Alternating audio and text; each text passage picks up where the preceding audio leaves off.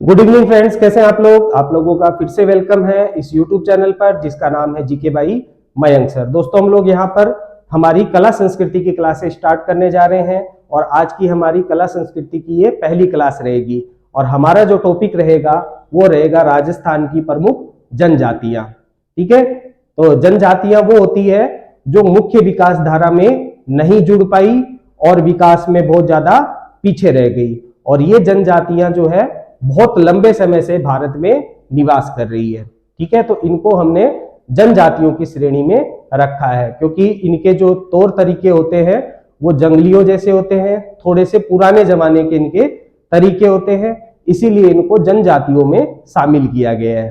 ठीक है, तो जनजातियों का उल्लेख भारतीय संविधान में कहां किया गया है इसके बारे में भी हमको थोड़ा बहुत ध्यान में रखना है।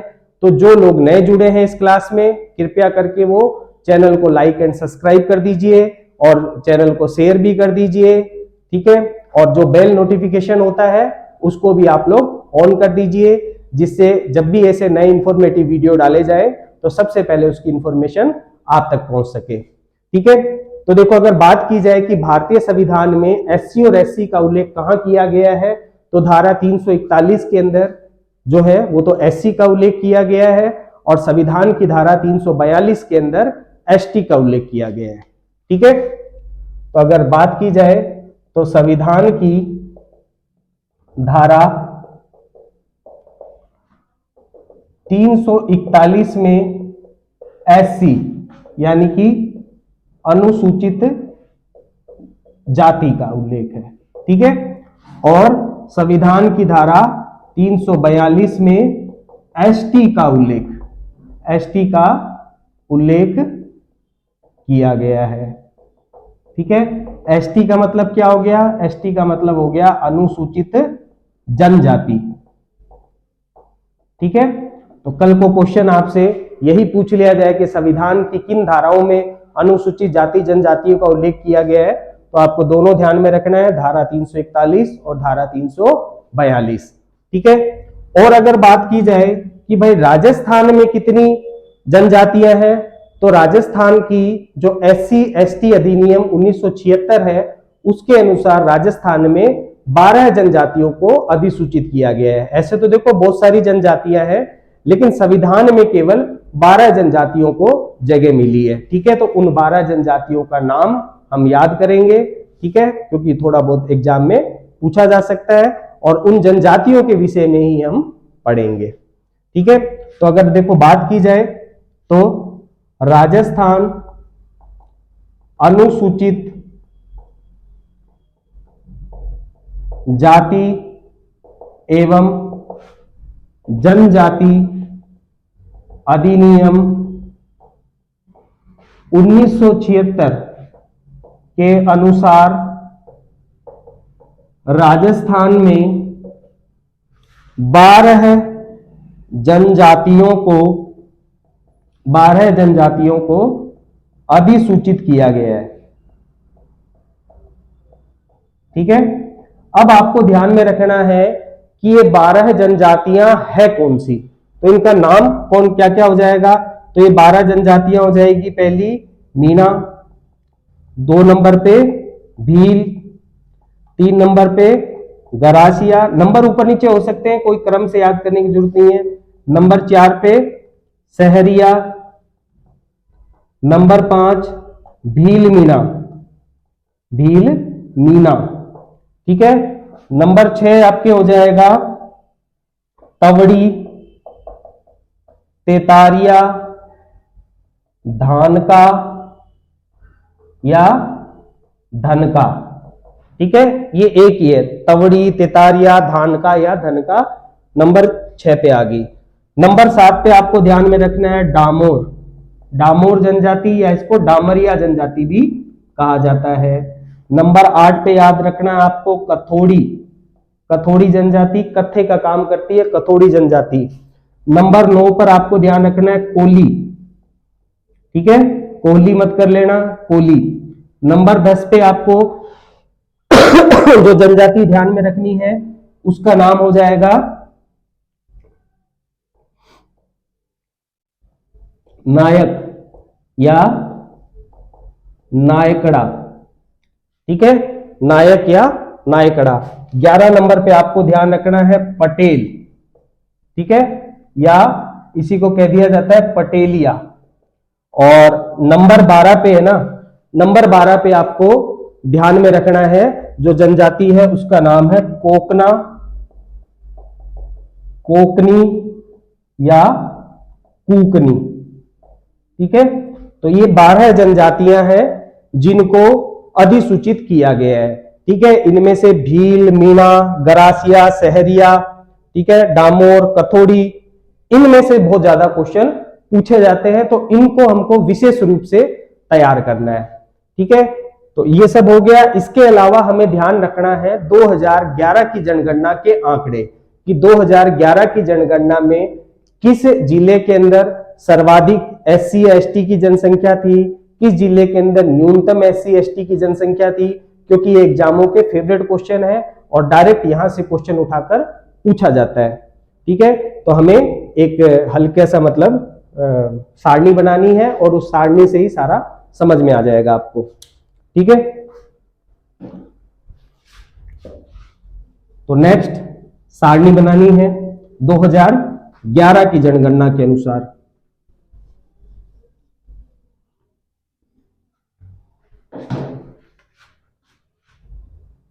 दो 2011 की जनगणना के अनुसार, 2011 की जनगणना के अनुसार। ठीक है, ऐसे एक सारणी बना लो, यहां लिख लो एससी और यहां पर लिख लो एसटी। ठीक है, सर्वाधिक जनसंख्या वाला जिला। ठीक है, सर्वाधिक जनसंख्या वाला जिला। एससी की सर्वाधिक जनसंख्या हमें कहां देखने को मिलती है, तो जयपुर और गंगानगर में। एससी की जो सर्वाधिक जनसंख्या है वो 1 नंबर आपको मिलेगा जयपुर और 2 नंबर पे आपको ध्यान रखना है गंगानगर।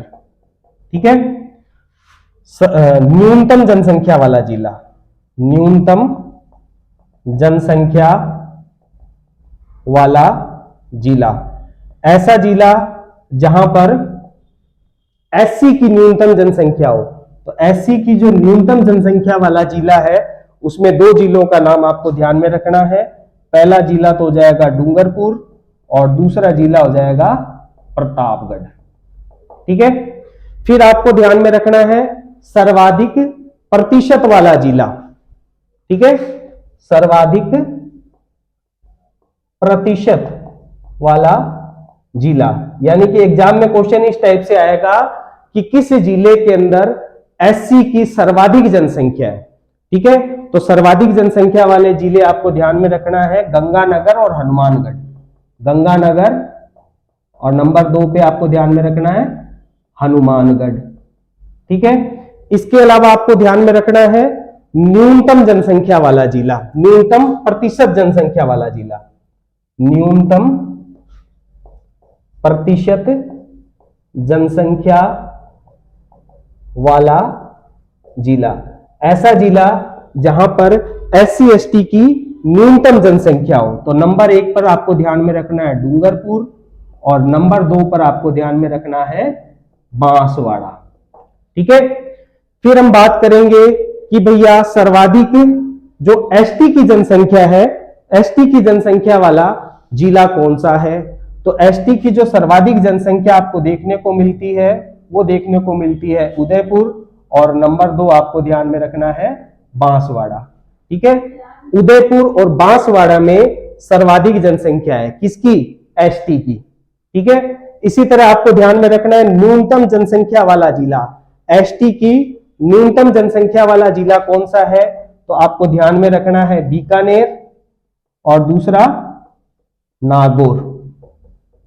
ठीक है, बीकानेर और नागौर। सर्वाधिक प्रतिशत वाला जिला, ऐसा जिला जहां पर एसटी की सर्वाधिक प्रतिशत जनसंख्या हो, तो एसटी की सर्वाधिक प्रतिशत जनसंख्या वाला जो जिला होगा उसका नाम हो जाएगा डूंगरपुर और नंबर 2 पे हो जाएगा बांसवाड़ा। ठीक है, डूंगरपुर और बांसवाड़ा, ये 2 जिले जो हो गए, यहां पर एसटी की जो जनसंख्या है वो आपको सर्वाधिक प्रतिशत में देखने को मिलेगी। और नेक्स्ट आपको ध्यान में रखना है न्यूनतम प्रतिशत जनसंख्या वाला जिला, ऐसा जिला जहां पर एसटी की जो जनसंख्या है वो न्यूनतम है। तो नंबर 1 पर आपको ध्यान में रखना है नागौर और नंबर 2 पर आपको ध्यान में रखना है बीकानेर। अब ये ऐसे हैं, मतलब ये जो सारणी है यहां से डायरेक्ट एग्जाम में क्वेश्चन उठाकर पूछा जाता है। आप पिछले सालों के पेपर खोल के देखना, उसमें आपको बहुत से ऐसे क्वेश्चन मिल जाएंगे कि सर्वाधिक जनसंख्या, ऐसा जिले का नाम बताइए जहां पर एससी की सर्वाधिक जनसंख्या हो या एसटी की सर्वाधिक जनसंख्या हो। तो ये जो सारणी है इसको मोस्ट इंपोर्टेंट कर लेना और मोस्ट इंपोर्टेंट करके इसको ध्यान में रख लेना। ठीक है, अब हम बात करेंगे राजस्थान की प्रमुख जनजातियों की, और हमारी जो पहली जनजाति है इस क्लास की वो है मीणा जनजाति। ठीक है, तो हमारी पहली जनजाति कौन सी हो गई? मीणा जनजाति।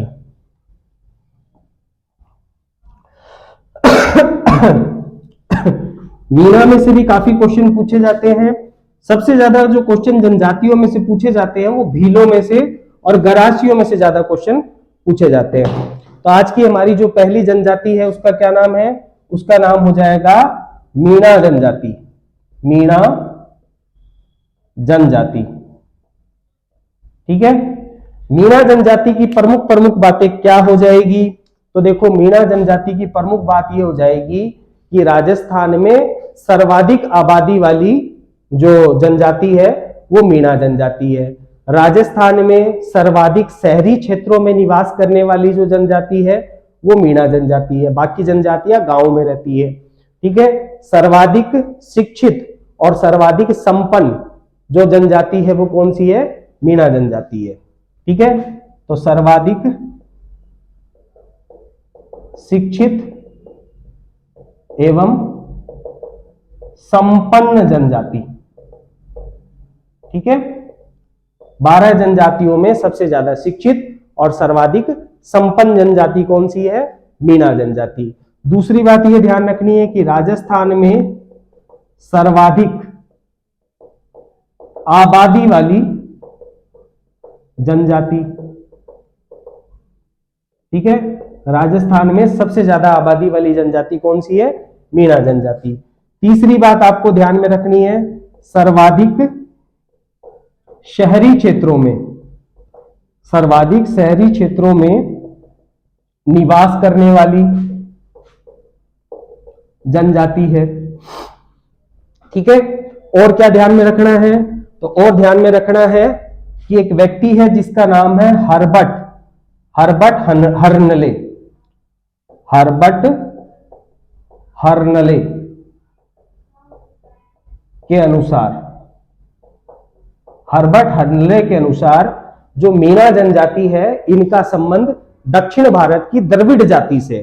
ठीक है, तो हर्बट हर्नले क्या कहते हैं कि मीणा जाति का संबंध दक्षिण भारत की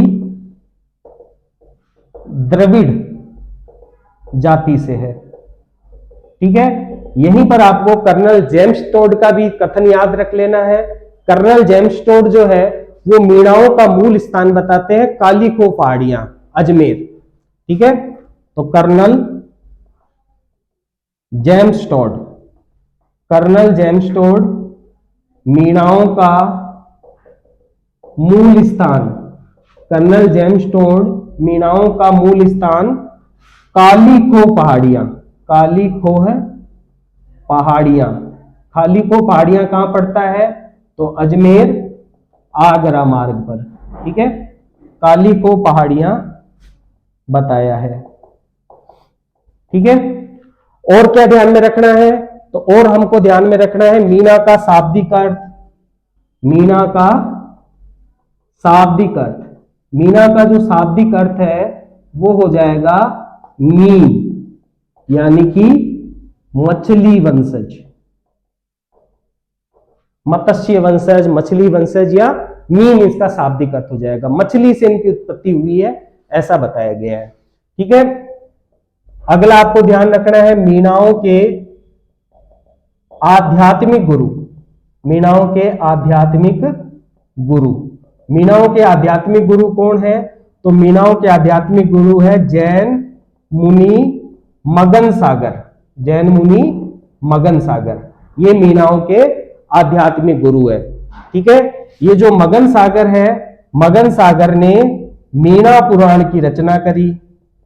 ठीक है, ये जो मगन सागर है, ये किसकी रचना कर रहे हैं? मीणा पुराण की रचना कर रहे हैं।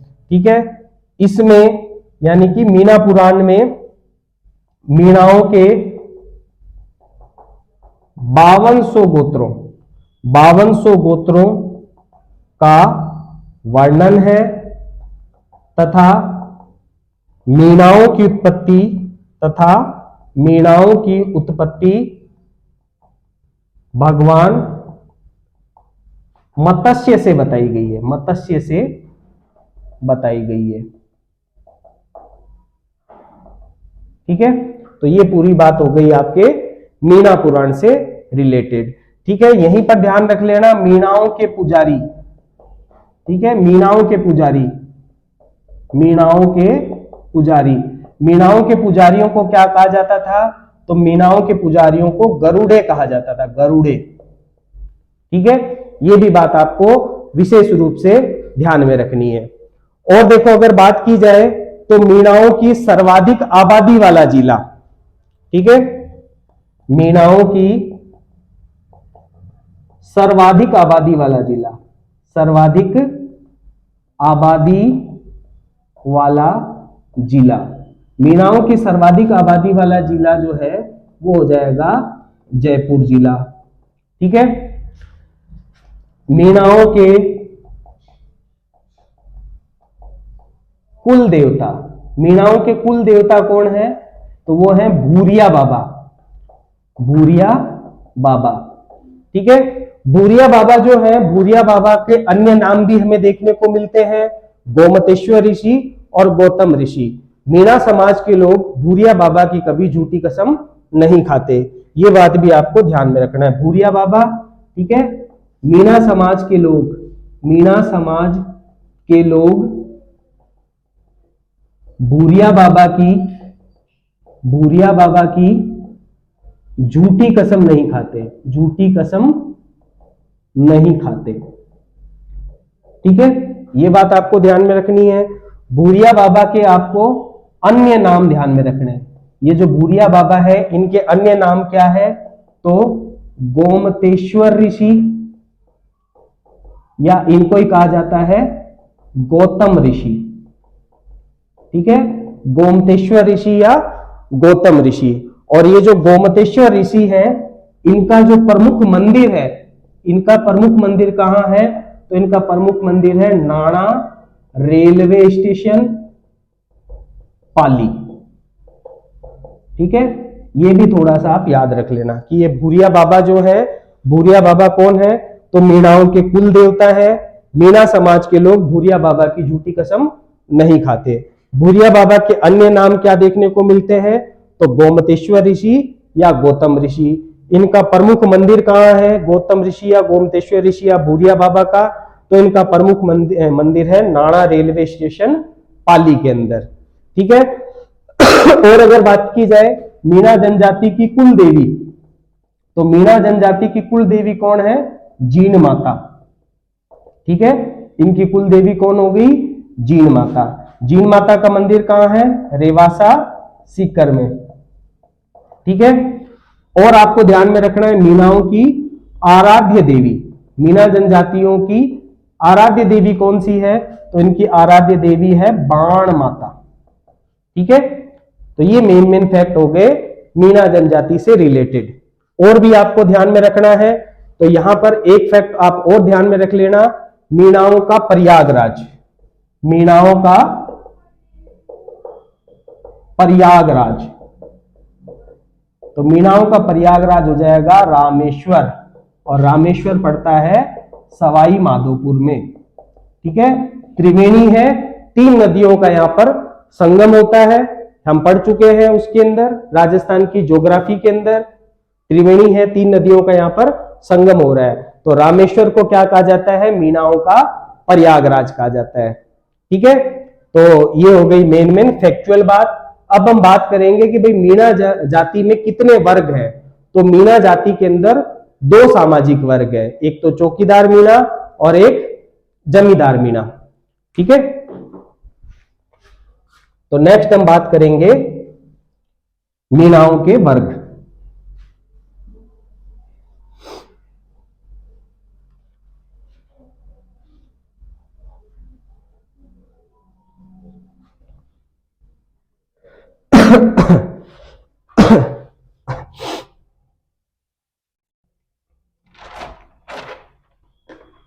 ठीक है, मीणाओं के सामाजिक वर्ग। तो मीणाओं के दो सामाजिक वर्ग हैं, एक तो हो जाएगा चौकीदार मीणा और दूसरा हो जाएगा जमींदार मीणा। ठीक है, चौकीदार मीणा कौन होते थे? तो चौकीदार मीणा राजमहलों वगैरह की चौकीदारी वगैरह का काम किया करते थे। जमींदार मीणा कौन होते थे? तो जमींदार मीणा जो होते थे ये कृषि कार्य किया करते थे। ठीक है, तो इसके बारे में भी हम थोड़ा थोड़ा लिख लेते हैं। चौकीदार मीणा क्षेत्र, कौन से क्षेत्र में ये पाए जाते हैं? तो चौकीदार मीणा जो है ये पाए जाते हैं उदयपुर, चित्तौड़, कोटा और बूंदी में पाए जाते हैं। ठीक है, इनका कार्य क्या था? तो इनका कार्य था राजमहलों, कोषागारों की सुरक्षा करना। ठीक है, और क्या बात ध्यान रखनी है? तो इनकी आर्थिक स्थिति कमजोर होती थी, पैसे वाले नहीं होते थे, कमजोर होती थी। जमींदार मीणा की बात की जाए तो जमींदार मीणा का क्षेत्र, प्रमुख क्षेत्र, तो जयपुर के आसपास का क्षेत्र, जयपुर के आसपास का क्षेत्र। ठीक है, और क्या बात ध्यान रखनी है? कार्य, तो ये लोग क्या कार्य करते थे? तो ये लोग जमींदार मीणा जो है ये कृषि व पशुपालन का कार्य करते हैं। ठीक है, और अगर बात की जाए कि भाई जमींदार मीणा जो है इनकी आर्थिक स्थिति कैसी थी तो इनकी आर्थिक स्थिति मजबूत थी। ठीक है, तो आर्थिक स्थिति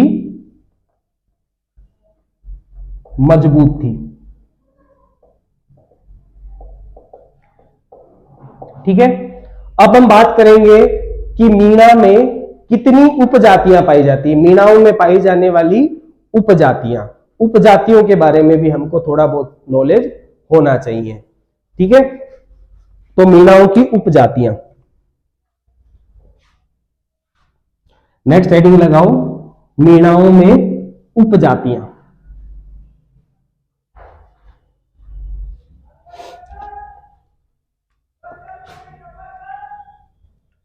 मीणाओं में उपजातियां, मीणाओं में अगर उपजातियों की बात की जाए तो नंबर फर्स्ट आपको ध्यान में रखना है मेर या रावत मीणा, मेर या रावत मीणा। ठीक है, अजमेर क्षेत्र के निवासी। ठीक है, रावत या मेव मीणा जो है ये कहां पाए जाते हैं? रावत या मेर मीणा पाए जाते हैं अजमेर क्षेत्र में सर्वाधिक। ठीक है, और अगर बात की जाए तो इनका कार्य क्या था? इनका कार्य था कृषि व पशुपालन। ठीक है, नंबर 2 पे आपको ध्यान रखना है पुराना वासी मीणा, पुराना वासी मीणा। ऐसे मीणा जो किसी स्थान पर बहुत लंबे समय से रह रहे हैं उन मीणाओं को पुराना वासी मीणा कहा गया। ठीक है, इसके बाद आते हैं नए वासी मीणा। तो ऐसे मीणा जो किसी स्थान पर नए नए आकर बसे हैं तो उन्हें नया वासी मीणा भी कहा जाता है। ठीक है, तो पुराना वासी मीणा ऐसे मीणा जो एक स्थान पर बहुत लंबे समय से बसे हो, लंबे समय से बसे हो। ठीक है, इसी तरह आता है नया वासी मीणा, नया वासी मीना। नया वासी मीना कौन से हो गए? तो किसी क्षेत्र में नए नए बसे मीना, नए नए बसे मीना। ठीक है, किसी क्षेत्र में नए नए आकर बसे हो तो उन्हें नया वासी मीना कहा जाता है। इसके अलावा आपको ध्यान रखना है ढेडिया मीना, ठेडिया मीना, ठेडिया, ठेडिया मीना। ठेडिया मीना कौन होते थे? तो जालोर क्षेत्र के, जालोर क्षेत्र के मीना। जो जालोर क्षेत्र के मीना है उनको क्या कहा गया? ठेडिया मीना कहा गया। इसके अलावा आपको ध्यान रखना है चौथिया मीना, चौथिया मीना। चौथिया मीना कौन से होते थे साहब? तो चौथिया मीना वो होते थे जो मारवाड़ क्षेत्र में निवास करते थे। तो मारवाड़ क्षेत्र के मीना, तो मारवाड़ क्षेत्र में निवास करने वाले जो भी मीना थे हैं वो क्या कहलाते हैं? चौथिया मीना कहलाते हैं। तो ये भी बातें आपको मुख्य रूप से याद रखनी है। ठीक है, अब यहीं पर आपको ध्यान रखनी है मीणाओं की सबसे बड़ी पंचायत, मीणाओं की सबसे बड़ी पंचायत।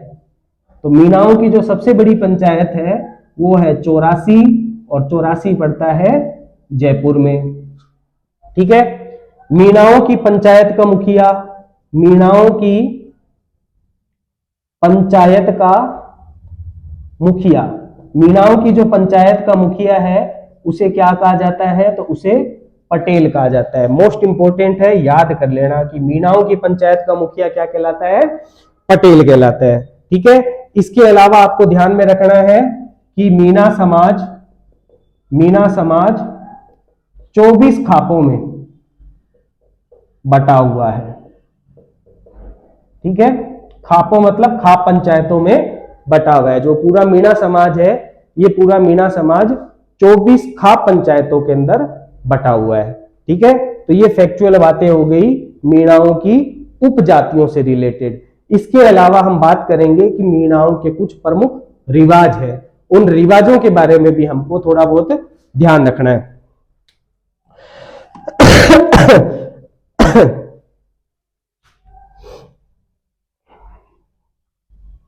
तो नेक्स्ट हेडिंग हो जाएगी मीणाओं के प्रमुख रिवाज।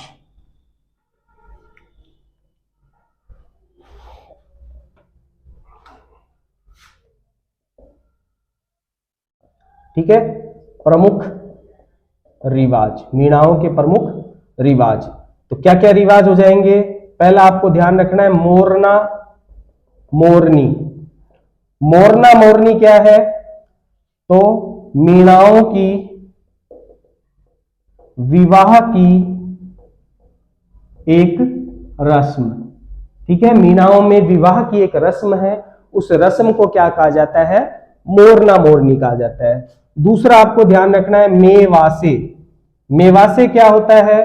तो मेवासे मीणाओं के जंगल में बने हुए जो घर होते हैं उसे मेवासे कहा जाता है। तो मीणाओं के जंगल में बने घर, जंगल में बने घर। ठीक है, नंबर 3 आपको ध्यान रखना है बुज देवता। बुज देवता कौन है? तो मीणाओं के देवी देवता। ठीक है, अब क्वेश्चन यही आएगा कि बुज देवता का संबंध किस जनजाति से है? तो याद रखना बुज देवता का जो संबंध है वो मीणा जनजाति से है। ठीक है, नंबर 4 आपको ध्यान में रखना है नाता प्रथा। नाता प्रथा क्या है? कौन से समाज में प्रचलित है? तो नाता प्रथा मीणाओं में प्रचलित है। नाता प्रथा है क्या?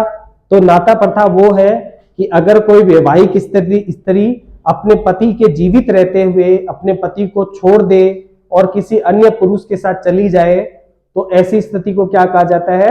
नाता प्रथा कहा जाता है। ऐसी स्थिति में उस महिला को जो छोड़कर जा रही है उसे अपने पति को कुछ मतलब भत्ता या कुछ पैसा वगैरह देना पड़ता है, इसी को ही नाता प्रथा कहा गया है।